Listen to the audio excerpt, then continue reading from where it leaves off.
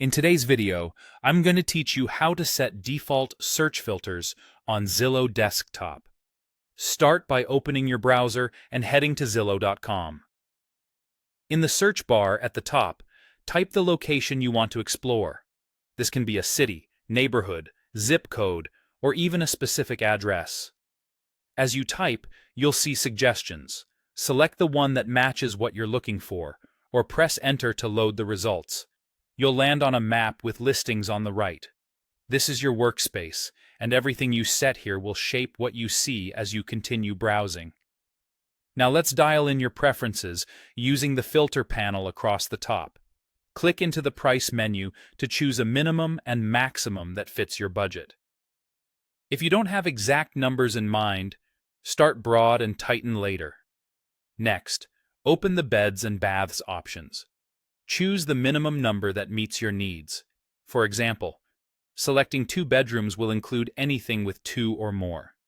This helps keep your results relevant without being overly strict.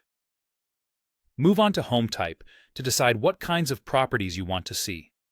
You can include or exclude houses, condos, townhomes, and more. If you're focused on one type, deselect the others to clean up the results. While you're here, take a moment to review any status toggles at the top of the results, such as for sale or for rent, to make sure you're only seeing what you intend to see. If you want to refine further, open the Additional Filters area.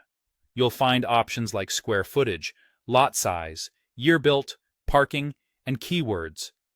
These are optional, but they're powerful for focusing the search on what truly matters to you.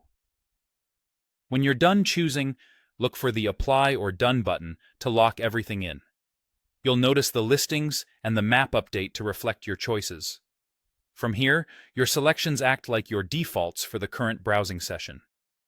As you pan the map, zoom into new neighborhoods, or even change the location in the same tab, Zillow will continue to use the filters you set. If you start a new search and something looks off, just click the filters again to confirm they're still selected. The filter buttons will usually show your chosen values at a glance, which is a quick way to verify you're viewing exactly what you want. That's it.